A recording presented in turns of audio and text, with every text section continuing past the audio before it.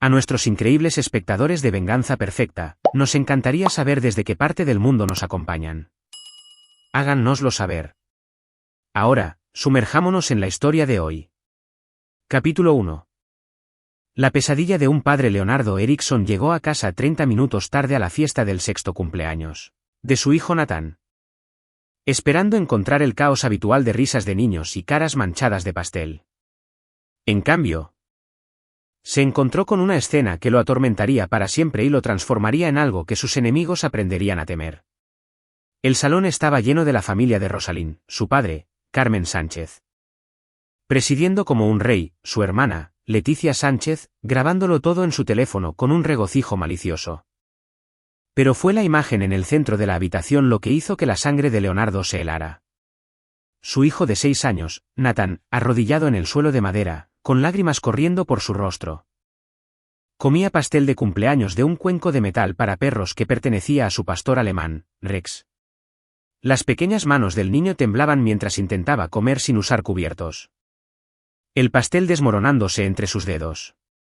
Los animales comen en el suelo, se rió Carmen, su voz empapada en cerveza resonando por la habitación.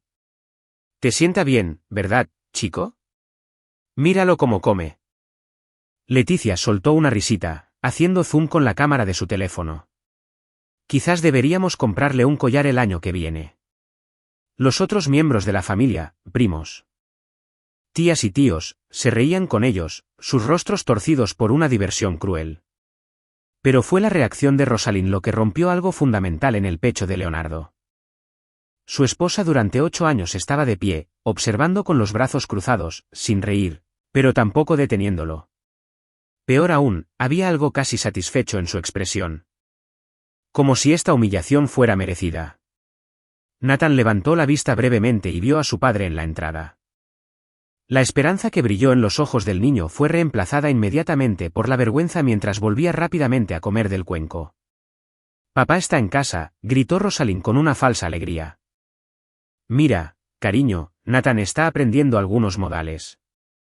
Mi familia pensó que podría enseñarle a no ser tan exigente». El entrenamiento militar de Leonardo se activó. La misma calma controlada que lo había mantenido vivo durante 3 misiones en Afganistán. Inspeccionó la habitación como un campo de batalla, catalogando cada rostro. Cada persona que había participado en la humillación de su hijo.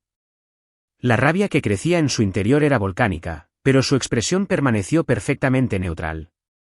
«Interesante fiesta», dijo en voz baja, sacando su teléfono e iniciando discretamente una grabación de vídeo. «Muy educativa», eructó Carmen ruidosamente. El niño necesitaba aprender cuál es su lugar. Se ha vuelto demasiado engreído últimamente, haciendo exigencias como si fuera una especie de príncipe. Sí, añadió Leticia, todavía filmando. Rosalind nos contó cómo hizo una rabieta porque quería una fiesta de verdad como los otros niños. Esto es lo que pasa cuando los mimas. Leonardo se arrodilló junto a su hijo, su voz suave. Oye, campeón, ¿por qué no vas a lavarte las manos y la cara? Te traje algo especial. Nathan se levantó de un salto, con el pastel manchado en sus mejillas, y corrió hacia el baño. Leonardo lo vio irse. Luego se volvió hacia la multitud reunida con una sonrisa que nunca llegó a sus ojos.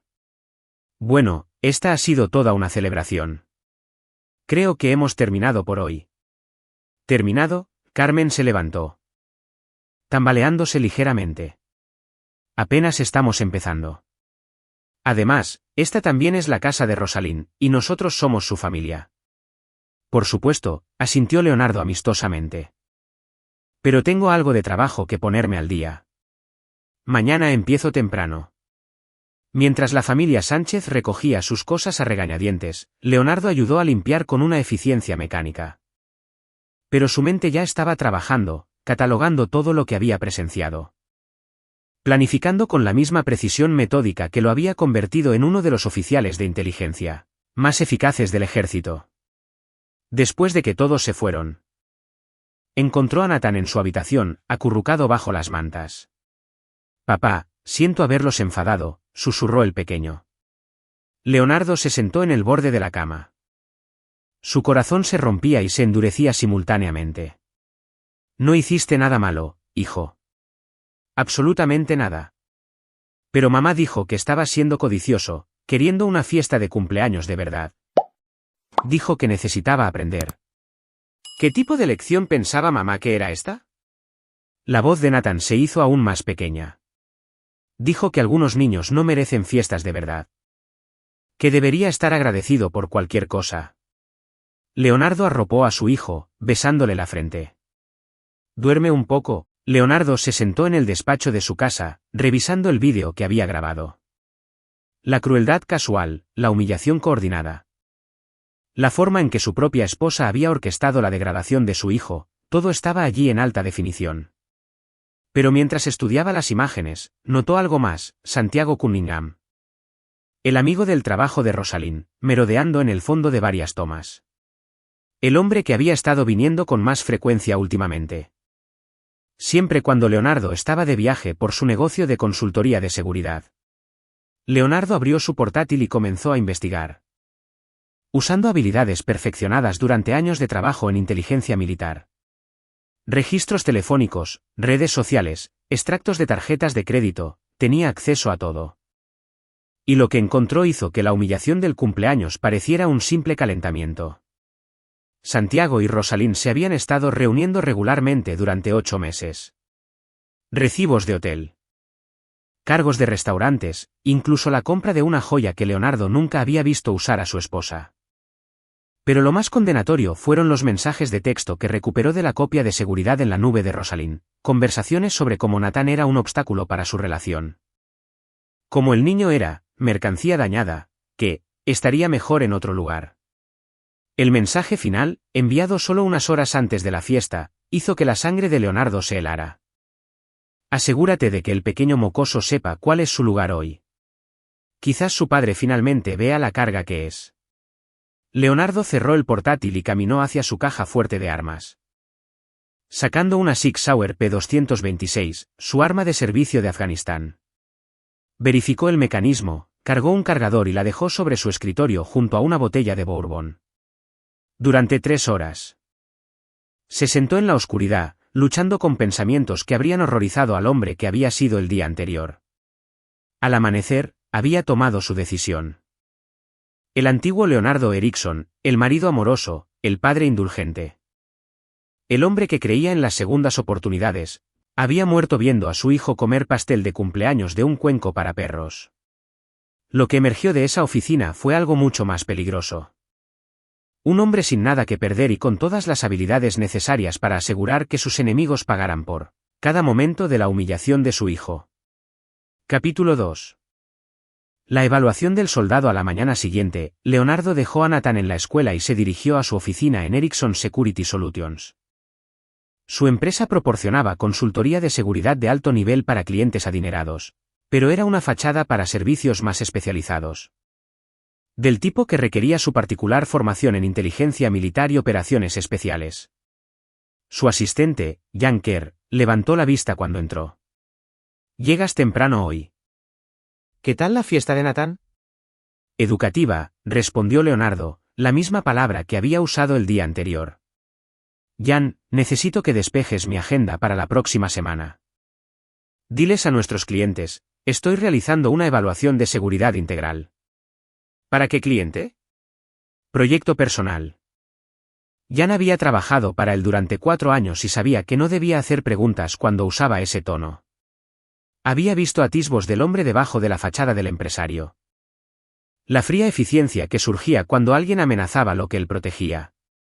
En su despacho privado, Leonardo activó el sistema de insonorización y comenzó a hacer llamadas. La primera fue a Bruce Landry, un exoperador de la Delta Force que ahora dirigía servicios de investigación discretos. Leo, ¿qué puedo hacer por ti? Necesito un informe completo sobre Santiago Cunningham y la familia Sánchez. Todo, finanzas, relaciones, debilidades, secretos. ¿Sin límites en los métodos? Esto suena personal. Lo es. ¿Qué tan rápido puedes moverte? Dame 48 horas para el informe preliminar, 1 semana para el análisis profundo. Tienes 24 horas para todo. El dinero no es un problema. La segunda llamada fue para Dustin Britt, un ex especialista en inteligencia militar que había ayudado a Leonardo en operaciones delicadas antes. Necesito que instales equipo de vigilancia en mi casa. Cobertura completa de audio y vídeo. Completamente indetectable. También necesito monitorear varios teléfonos móviles y cuentas de correo electrónico. ¿Cuándo necesitas que se haga? Hoy, mientras mi esposa está en el trabajo. Considera que ya está hecho. La tercera llamada fue la más importante, a Michael Muel Sims, un ex Navy SEAL que se pasó a la contratación militar privada. Leo, ha pasado un tiempo. ¿Cuál es la situación? Necesito un equipo en espera. Discreto, profesional, sin preguntas. El tipo de trabajo que solíamos hacer en el extranjero, pero con intereses más personales. ¿Cuán personales?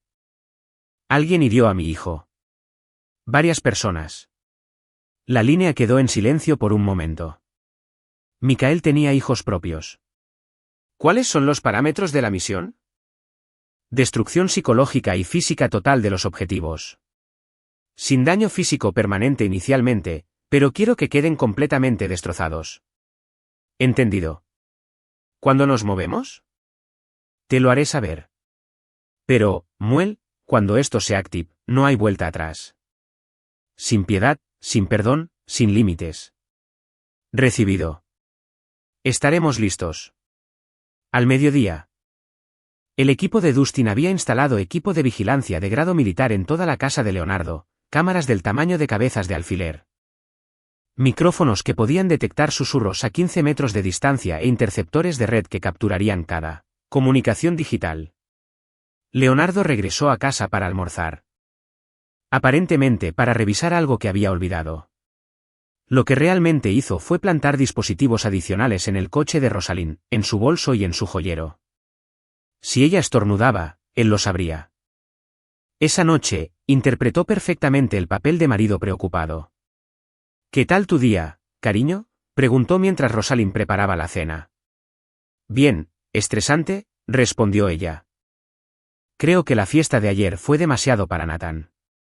Parecía molesto esta mañana. No me imagino por qué, dijo Leonardo, con tono neutral.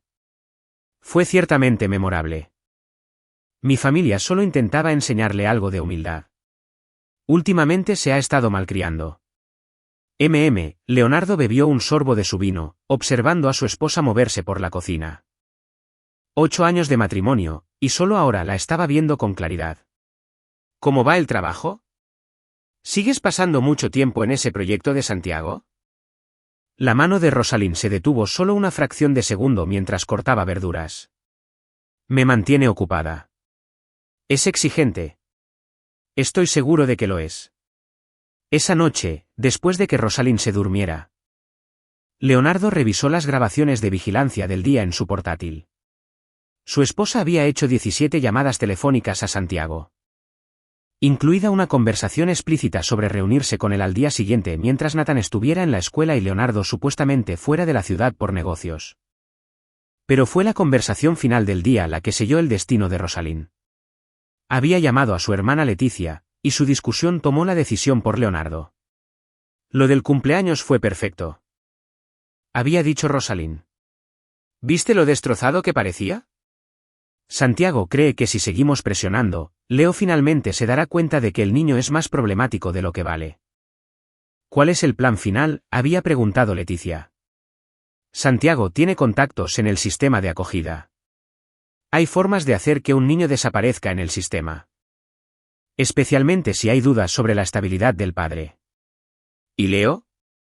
Una vez que Nathan se haya ido, Leo se someterá, o encontraremos una manera de deshacernos de él también.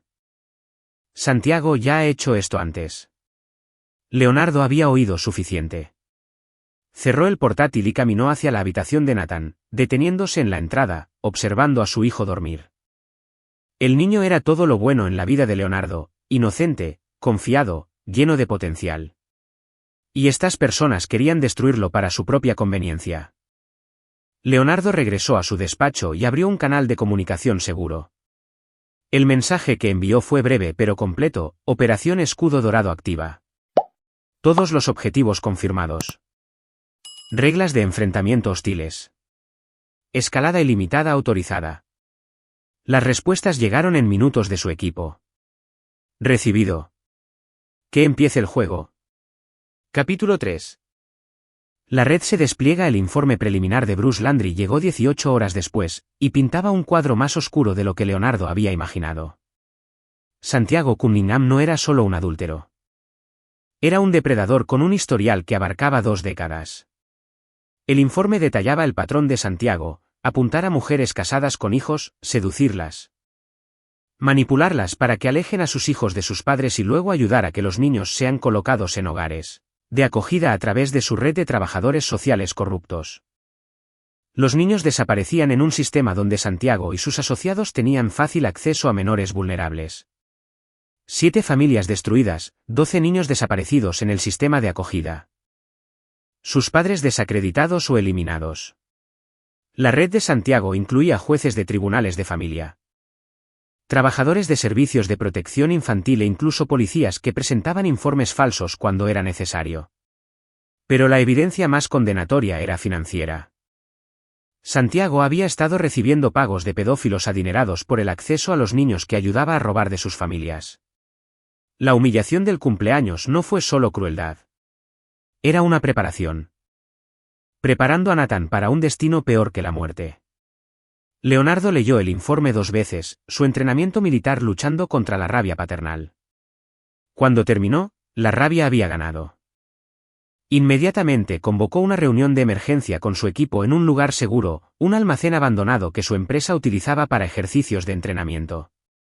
Michael Sims llegó primero, seguido por Bruce Landry y Dustin Bright.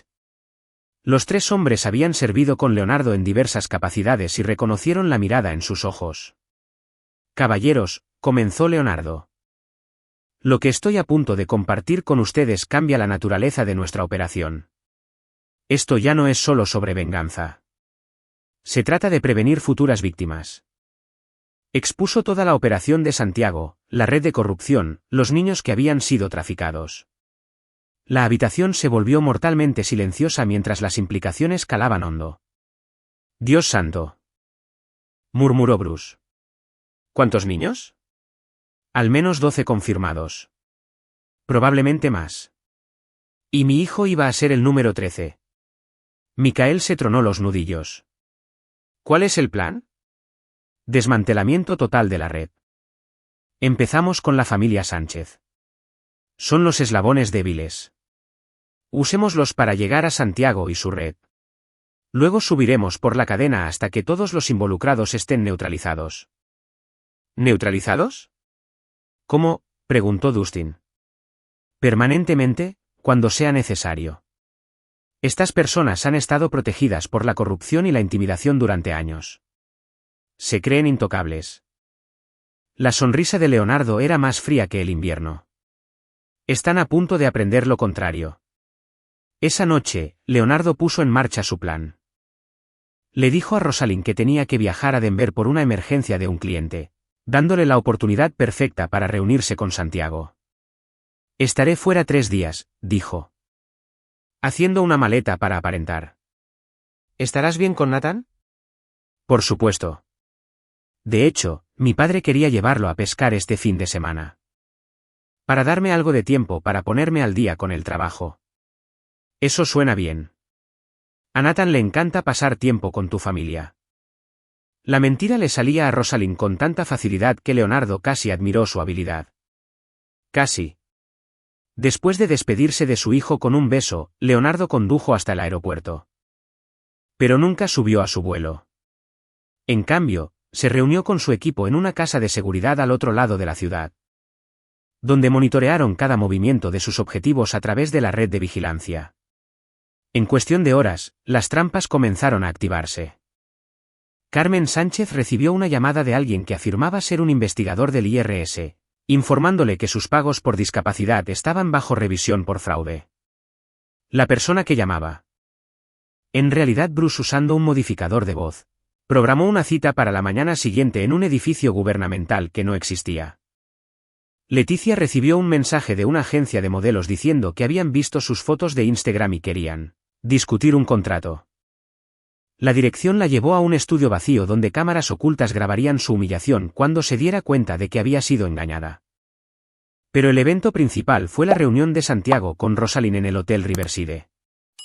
Lo que ninguno de los dos sabía era que Dustin había reemplazado al personal de limpieza habitual con su propia gente, instalando equipos de grabación en la habitación que solían usar.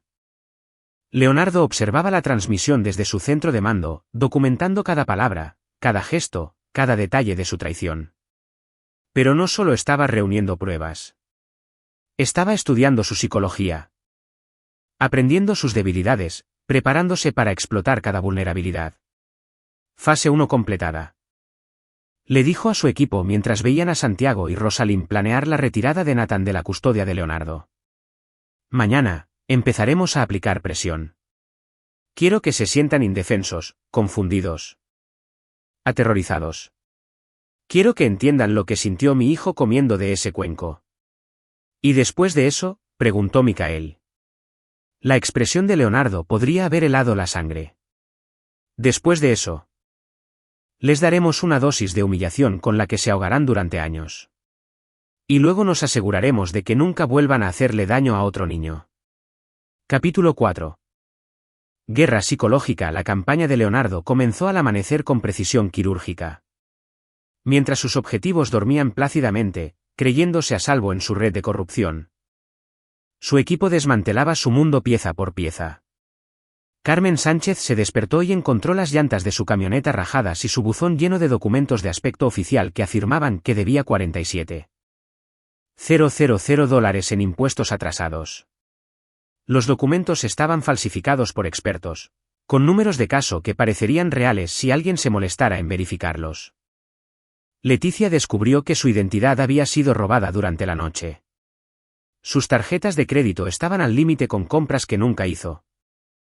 Sus cuentas bancarias congeladas por actividad sospechosa y sus cuentas de redes sociales hackeadas para publicar contenido vergonzoso que destruiría su reputación. Pero el tormento de Santiago fue más sofisticado. Llegó a su oficina para encontrarla repleta de agentes del FBI realizando una investigación de rutina sobre irregularidades financieras.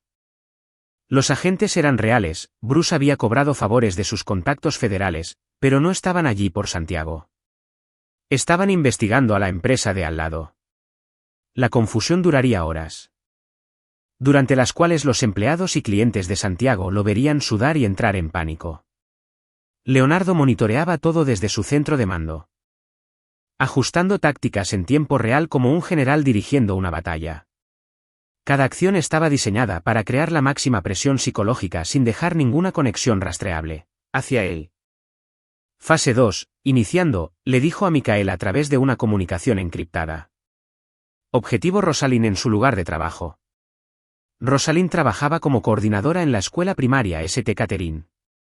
Irónicamente, ayudando a proteger a los niños del mismo depredador al que le estaba entregando a su propio hijo. El plan de Leonardo para ella era particularmente cruel en su elegancia. Dustin había infiltrado el sistema informático de la escuela y había plantado pruebas que sugerían que Rosalind había estado malversando fondos de las actividades estudiantiles. Las pruebas eran completamente fabricadas pero elaboradas por expertos. Cuando el director descubriera las discrepancias, Rosalind se encontraría bajo investigación tanto por la junta escolar como por la policía. Pero el verdadero golpe maestro llegó cuando Nathan llamó a su madre durante el almuerzo. «Mami, hay policías en mi escuela haciendo preguntas sobre ti. Querían saber si alguna vez trajiste a hombres extraños cerca de mí». La llamada, que Leonardo había orquestado a través de un contacto en los servicios de protección infantil, sumió a Rosalind en el pánico. Corrió a la escuela de Nathan, solo para no encontrar policías y a un director confundido que no tenía idea de lo que estaba hablando. «¿S.R.A. Erickson, se encuentra bien?». Parece angustiada. Las semillas de la duda sobre la estabilidad mental de Rosalind habían sido plantadas en la mente de alguien que trabajaba de cerca con niños. Fue una inversión a largo plazo que daría sus frutos más adelante. Mientras tanto, Santiago lidiaba con sus propios problemas crecientes. Su coche había sido incautado por multas de aparcamiento impagadas que habían aparecido misteriosamente en el sistema durante la noche. La compañía de administración de su edificio de apartamentos recibió una denuncia anónima sobre actividades sospechosas en su unidad. Lo que llevó a una inspección que no reveló nada, pero creó un rastro de papel que sugería que estaba bajo investigación. Lo más perjudicial de todo fue que sus contactos en el sistema de acogida comenzaron a recibir llamadas de un grupo de trabajo federal que investigaba el tráfico de niños. Las llamadas no eran reales, pero fueron suficientes para que la red de Santiago se silenciara, cortándole el acceso a la misma corrupción que hacía posible su plan. Al anochecer, los tres objetivos principales estaban en modo de pánico total. Leonardo observaba a través de su red de vigilancia cómo hacían llamadas telefónicas cada vez más desesperadas, tratando de entender quién los estaba atacando y por qué. El momento clave llegó cuando Rosalind llamó a Santiago, con la voz estridente por el miedo. ¿Alguien sabe de nosotros? ¿De todo? La escuela cree que estoy malversando. Los servicios de protección infantil creen que estoy abusando de Nathan y mi familia se está desmoronando. Cálmate, dijo Santiago. Pero Leonardo pudo oír la tensión en su voz. Probablemente sea solo una coincidencia. Mala suerte. Esto no es suerte. Alguien nos está haciendo esto deliberadamente. ¿Quién? ¿Leonardo? Está en Denver, y es demasiado blando para llevar a cabo algo así. ¿Entonces quién? Santiago guardó silencio durante un largo momento. No lo sé. Pero si alguien nos está atacando. Necesitamos acelerar el cronograma. Que coloquen a Nathan en el sistema esta semana. No el mes que viene. ¿Esta semana? Santiago, no puedo. Puedes, y lo harás. Una vez que el niño se haya ido y tu marido esté desacreditado, todo esto desaparecerá. Confía en mí. Leonardo había oído suficiente. Activó su sistema de comunicación de emergencia, enviando mensajes encriptados a cada miembro de su equipo, cronograma acelerado. Objetivos planean actuar contra Nathan en 72 horas. Operación Escudo Dorado entra en fase final. Todas las restricciones eliminadas. Se habían acabado los miramientos. Capítulo 5. La trampa se cierra. La respuesta de Leonardo al cronograma acelerado de Santiago fue rápida y despiadada. Si querían actuar contra Nathan en 72 horas, él les daría una guerra para la que no estaban preparados. Comenzó atacando al eslabón más débil, Carmen Sánchez. El anciano había estado bebiendo mucho desde su encuentro matutino con los falsos documentos de impuestos, y el equipo de Leonardo usó esa vulnerabilidad en su contra. Michael y Dustin siguieron a Carmen a su bar habitual, donde se hicieron pasar por otros bebedores e iniciaron conversaciones sobre el exceso de poder del gobierno y los funcionarios corruptos. Parece un hombre con problemas, dijo Michael, deslizándose en el taburete junto a Carmen. El maldito IRS quiere robarme todo por lo que he trabajado, arrastró las palabras Carmen. 47.000 dólares dicen que debo. Lo mismo le pasó a mi cuñado, añadió Dustin desde el otro lado de Carmen. Resultó que su exesposa había estado presentando informes falsos, tratando de vengarse. ¿Tienes algún enemigo que pueda hacer algo así? El cerebro empapado en alcohol de Carmen se aferró a la sugerencia. El marido de mi hija. Un chico militar. Se cree mejor que nosotros. Nunca me gustó cómo trataba a su mocoso. ¿Qué le hiciste al niño? Carmen se rió amargamente y comenzó a describir la humillación del cumpleaños de Nathan en detalle, sin darse cuenta de que Michael estaba grabando cada palabra. Para cuando Carmen terminó su historia, había confesado abuso infantil, conspiración para cometer fraude y había revelado detalles sobre el plan de Santiago para colocar a Nathan en un hogar de acogida. La grabación era oro puro, pero Leonardo quería más. Parece que este tipo militar te la tiene jurada, dijo Michael. Quizás deberías adelantarte a esto. Presenta quejas a los servicios de protección infantil sobre cómo trata al niño. Protégete. Ya sabes. Los ojos de Carmen se iluminaron con una inspiración maliciosa. Sí. Sí, eso es inteligente. Mostrarle a todo el mundo qué clase de padre es en realidad. A la mañana siguiente, Carmen Sánchez entró en el departamento de niños y familias y presentó una queja formal contra Leonardo.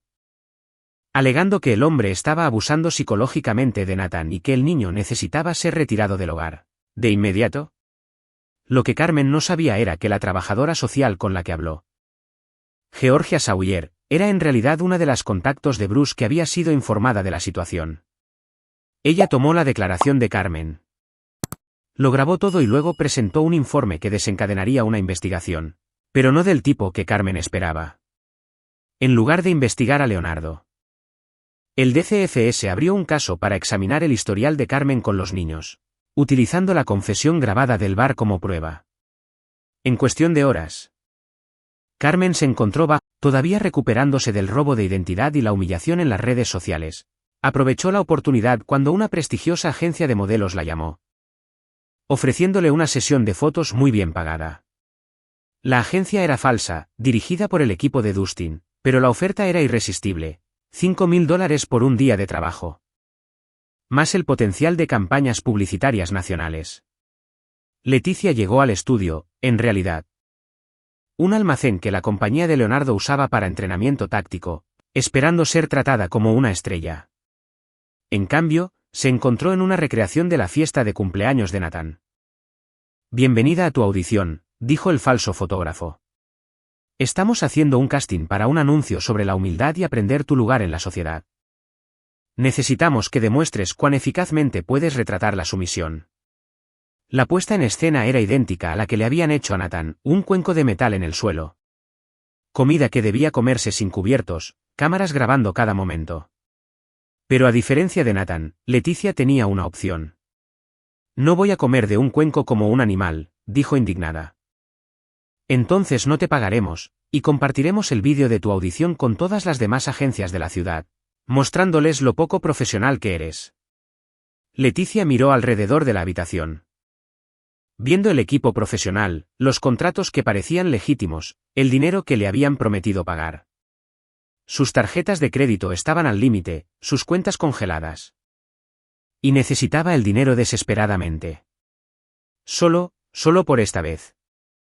Leonardo observaba la transmisión desde su centro de mando mientras Leticia se arrodillaba en el suelo de hormigón, y comenzaba a comer del cuenco, con lágrimas de humillación corriendo por su rostro. Cada ángulo fue capturado en alta definición, cada momento de su degradación preservado para la posteridad. Pero a diferencia de la fiesta de cumpleaños de Nathan, esta humillación tenía un propósito más allá de la crueldad. Mientras Leticia estaba atrapada en el almacén, el equipo de Bruce registraba su apartamento, plantando pruebas que la implicarían en la red de tráfico de niños de Santiago. Las pruebas eran sutiles pero condenatorias: teléfonos de usar y tirar con llamadas a traficantes conocidos, depósitos en efectivo que coincidían con los pagos de la operación de Santiago, y lo que es más crucial, fotos de niños que habían sido colocados en hogares de acogida a través de la red de Santiago. Para cuando Leticia terminó su audición y recibió su pago, llevaba sin saberlo billetes marcados que la vincularían directamente con la empresa criminal de Santiago. «¿Cómo te sientes?», preguntó el falso fotógrafo mientras se preparaba para irse. «Humillada», admitió Leticia, secándose las lágrimas de los ojos. «Bien. Ahora sabes cómo se sintió un niño de 6 años en su cumpleaños». La revelación la golpeó como un golpe físico. Leonardo. Todo esto era obra de Leonardo. Esto fue justicia. Y es solo el comienzo. Capítulo 6. La red se cierra. Santiago Cunningham había construido su imperio criminal sobre el principio de que él siempre era la persona más inteligente de la sala. Manipulaba emociones, explotaba debilidades y se mantenía 3 pasos por delante de cualquier amenaza potencial. Pero nunca se había enfrentado a un oponente como Leonardo Erickson. La destrucción sistemática de su red comenzó con una simple llamada telefónica. Sr. Cunningham, soy la agente Michelle Savage de la Unidad de Crímenes contra los Niños del FBI. Nos gustaría programar una entrevista sobre su implicación en varios casos de personas desaparecidas. La sangre de Santiago se heló. Creo que ha habido algún error. No sé nada sobre personas desaparecidas. Señor, tenemos registros financieros que lo vinculan a pagos recibidos por facilitar la colocación de menores en hogares de acogida. Agradeceríamos su cooperación en este asunto. La llamada era real. Bruce había contactado al FBI con pruebas de su investigación, desencadenando una investigación federal legítima. Pero Santiago no sabía que cada uno de sus movimientos estaba siendo monitoreado, sus comunicaciones interceptadas, sus rutas de escape eliminadas sistemáticamente. A las pocas horas del contacto del FBI, la red criminal de Santiago comenzó a desmoronarse a medida que cada miembro recibía llamadas similares. Trabajadores sociales corruptos, jueces sobornados, facilitadores de tráfico, todos ellos se encontraron de repente bajo investigación federal. Pero la verdadera pesadilla de Santiago comenzó cuando intentó huir. Su pasaporte había sido marcado en el sistema, sus cuentas bancarias congeladas por orden federal y sus tarjetas de crédito misteriosamente canceladas. Cuando intentó reservar un vuelo para salir del país, se le informó amablemente que estaba en la lista de exclusión aérea a la espera de la investigación. Atrapado y desesperado, Santiago hizo la llamada que Leonardo había estado esperando. Contactó a Rosalind, exigiéndole que se reunieran de inmediato para planificar su huida. «Tenemos que agarrar al niño y correr», le dijo Santiago cuando se encontraron en su habitación de hotel habitual. «El FBI se está acercando y nuestra ventana se está cerrando». ¿Agarrar a Nathan? Santiago, eso es secuestro. Es una modificación de custodia del Tribunal de Familia. Tenemos los papeles listos.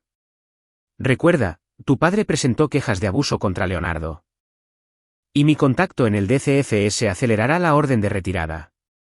Lo que ninguno de los dos sabía era que su conversación privada estaba siendo transmitida en vivo a una sala, llena de agentes del FBI, policía local y fiscales. El equipo de vigilancia de Dustin había convertido su reunión en una sesión de confesión. «Esto es una locura», dijo Rosalind, paseándose por la habitación del hotel. «Deberíamos simplemente desaparecer, irnos del país». «¿Con qué dinero?» «Han congelado todo. E incluso si pudiéramos huir, dejar al niño atrás significa que eventualmente hablará. Ha visto demasiado. Sabe demasiado». «¿Qué estás diciendo?» La máscara de Santiago finalmente se cayó por completo. «Estoy diciendo que el niño es un cabo suelto que necesita ser atado permanentemente». Las palabras quedaron suspendidas en el aire como una sentencia de muerte. En la sala de escucha del FBI, los agentes intercambiaron miradas sombrías al darse cuenta de que no solo se enfrentaban a fraude y corrupción, estaban previniendo un asesinato. Leonardo, monitoreando desde su propio centro de mando, sintió que algo frío y final se asentaba en su pecho. Santiago acababa de amenazar la vida de su hijo en una escucha federal.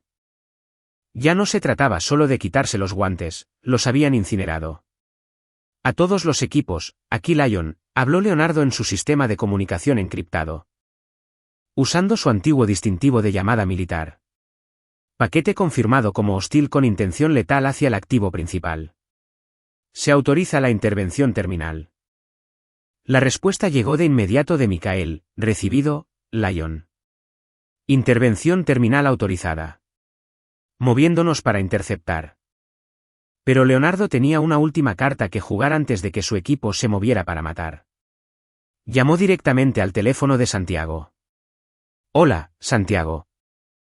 Entiendo que has tenido algunas dificultades últimamente». La voz de Santiago estaba estrangulada por el miedo. «¿Leonardo? ¿Cómo conseguiste este número? ¿Dónde estás?» «Estoy en todas partes. Santiago. Te he estado observando, escuchando, aprendiendo todo sobre tu asquerosa operación». ¿Realmente pensaste que podías amenazar a mi hijo y simplemente irte? No sé de qué estás hablando. La fiesta de cumpleaños, Santiago. Hacer que mi hijo de 6 años comiera de un cuenco como un perro mientras tú y la familia de mi esposa se reían. Planear robarlo de mi lado y venderlo a pedófilos. Y justo ahora, discutir su asesinato como si fuera una decisión de negocios. El silencio en la línea fue ensordecedor. Finalmente, Santiago encontró su voz. «No puedes probar nada». «No necesito probar nada, Santiago. Tengo agentes federales escuchando tu confesión ahora mismo. Tengo pruebas en vídeo de tus crímenes. Registros financieros de tu red de tráfico y testimonios de tus víctimas. Pero lo más importante, tengo algo a lo que nunca te has enfrentado antes. ¿Qué es? Un padre sin nada que perder y con todas las habilidades necesarias para destruirte por completo. La línea se cortó. En la habitación del hotel. Santiago miró su teléfono con un horror creciente al darse cuenta del alcance total de su situación. No solo se enfrentaba a una investigación. Se enfrentaba a una guerra con un hombre que había pasado años aprendiendo a eliminar enemigos sin dejar rastro. Fuera del hotel, el equipo de Michael ya estaba en posición. Dentro de la habitación. Cámaras ocultas capturaban cada momento del pánico de Santiago. Y en toda la ciudad, los agentes federales preparaban órdenes de arresto basadas en las pruebas que Leonardo había proporcionado. La trampa se había cerrado por completo. Ahora venía el acto final, la justicia. Capítulo 7. Sin piedad. La redada del FBI en el Hotel Riverside tuvo lugar al amanecer.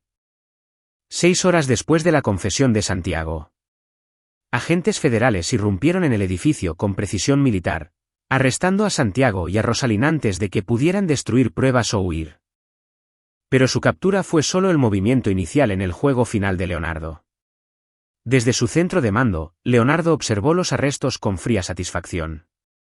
Santiago luchó contra las esposas, gritando sobre sus derechos y exigiendo un abogado. Rosalind se derrumbó en un llanto histérico, suplicando ver a Nathan una última vez. Ambas reacciones fueron exactamente lo que Leonardo había predicho y planeado. Fase 3 completada, informó a su equipo. Objetivos primarios bajo custodia federal. Objetivos secundarios listos para ser procesados. Los objetivos secundarios, Carmen Sánchez y el resto de la red familiar, fueron detenidos en cuestión de horas. Los cargos de abuso infantil contra Carmen se habían agravado cuando los investigadores encontraron pruebas de su participación en la operación de tráfico de Santiago. El registro del apartamento de Leticia había arrojado suficientes pruebas para acusarla como cómplice de múltiples delitos federales. Pero la venganza de Leonardo estaba lejos de completarse. Mientras el sistema legal procesaba a sus enemigos, Leonardo implementó su propia forma de justicia. Las grabaciones de vigilancia de la fiesta de cumpleaños de Nathan se filtraron anónimamente a todos los principales medios de comunicación de la ciudad. Junto con la documentación completa de la red de tráfico de Santiago y la corrupción que la había protegido. La reacción pública fue volcánica. En 24 horas. Justicia para Nathan era tendencia en las redes sociales, con millones de personas expresando su indignación por el abuso sistemático y la corrupción. Llovieron amenazas de muerte para todos los involucrados, lo que obligó a ponerlos bajo custodia protectora. Pero el golpe más devastador llegó cuando Leonardo publicó la grabación de la habitación del hotel donde Santiago discutía el asesinato de Nathan. El niño es un cabo suelto que necesita ser atado permanentemente. Las palabras se reprodujeron en todos los canales de noticias, todos los podcasts, todas las plataformas de redes sociales. La discusión casual de Santiago sobre asesinar a un niño de 6 años destruyó cualquier posibilidad de simpatía pública o de negociación de culpabilidad. Leonardo observó el frenesí mediático desde el despacho de su casa, con Nathan durmiendo a salvo en el piso de arriba bajo la protección de un equipo de seguridad privado. Su hijo nunca más sería vulnerable a los monstruos que intentaron destruirlo. Pero Leonardo no había terminado. La red de corrupción que había protegido a Santiago era profunda. Y Leonardo tenía pruebas que implicaban a docenas de funcionarios, jueces y trabajadores sociales. Uno por uno, comenzó a divulgar su implicación. Destruyendo carreras y desencadenando investigaciones criminales que se extenderían por años. El juez Alfredo Patterson, que había estado aceptando sobornos para facilitar las manipulaciones de custodia de Santiago, fue arrestado por cargos de corrupción federal.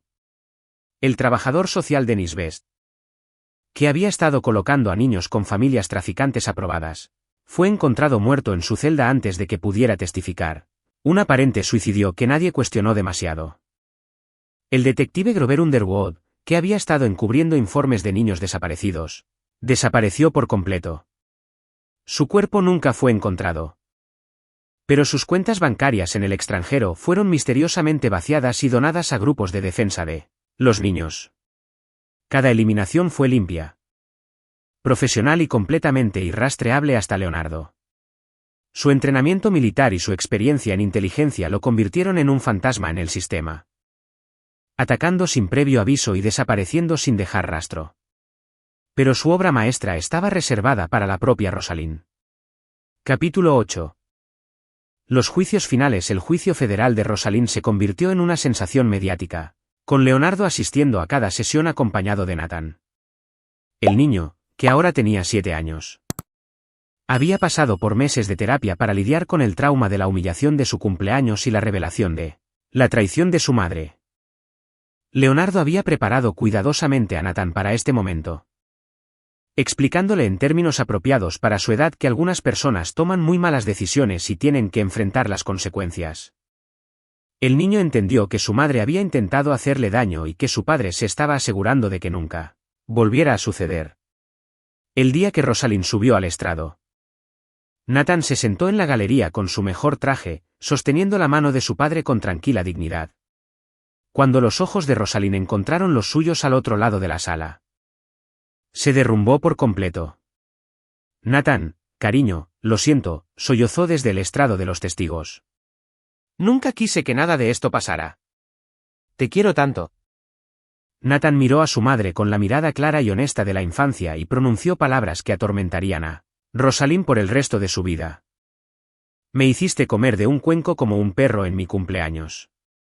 Eso no es amor. La sala del tribunal quedó en silencio mientras la simple verdad de la boca de un niño atravesaba todas las maniobras legales y la manipulación emocional. Rosalind no tuvo respuesta, ni excusa, ni justificación que pudiera superar la devastadora honestidad de su víctima. La fiscalía, armada con las pruebas de Leonardo, pintó un cuadro de abuso infantil sistemático, tráfico y conspiración que no dejaba lugar a la piedad. La defensa intentó argumentar que Rosalind había sido manipulada por Santiago, pero las grabaciones de la habitación del hotel demostraron que había sido una participante entusiasta en la planificación de la retirada y el posible asesinato de Nathan. El veredicto fue rápido y unánime, culpable de todos los cargos. El juicio de Santiago fue aún más corto. Ante pruebas abrumadoras y el odio público, su abogado negoció un acuerdo de culpabilidad. Cadena perpetua sin posibilidad de libertad condicional a cambio de cooperación para desmantelar la red de tráfico restante. Pero Leonardo tenía una última sorpresa para Santiago. El día que Santiago fue trasladado a una prisión federal, su furgón de transporte fue atacado por asaltantes desconocidos. Santiago fue asesinado en lo que pareció ser una represalia de una banda. El tipo de violencia que era común cuando los depredadores de niños entraban en el sistema penitenciario. La investigación sobre su muerte no llegó a ninguna parte. Las cámaras de seguridad fallaron. Los testigos desaparecieron y los atacantes nunca fueron identificados. La coartada de Leonardo era sólida, había estado en el tribunal con Nathan en ese momento, visible para cientos de testigos. Carmen Sánchez murió de un ataque al corazón mientras esperaba el juicio, provocado por el estrés de enfrentar cargos federales y el colapso de su estafa de beneficios por discapacidad. Leticia recibió 20 años en una prisión federal, donde pasaría cada día recordando el sabor de la comida para perros y la humillación que había ayudado a infligir a un niño inocente. Toda la red de corrupción que había protegido a Santiago fue desmantelada, con más de 50 arrestos y una reorganización completa del Departamento de Servicios Infantiles de la ciudad. Se implementaron nuevas salvaguardas para prevenir el tráfico, y Leonardo financió silenciosamente varias organizaciones dedicadas a proteger a los niños vulnerables. Capítulo 9. Un nuevo comienzo. 2 años después de la 7ª fiesta de cumpleaños de Nathan, Leonardo y su hijo vivían en una nueva ciudad con nuevas identidades. El Programa Federal de Protección de Testigos les había ofrecido un santuario después de la cooperación de Leonardo en la destrucción de la red de Santiago. Pero esa era solo la historia oficial.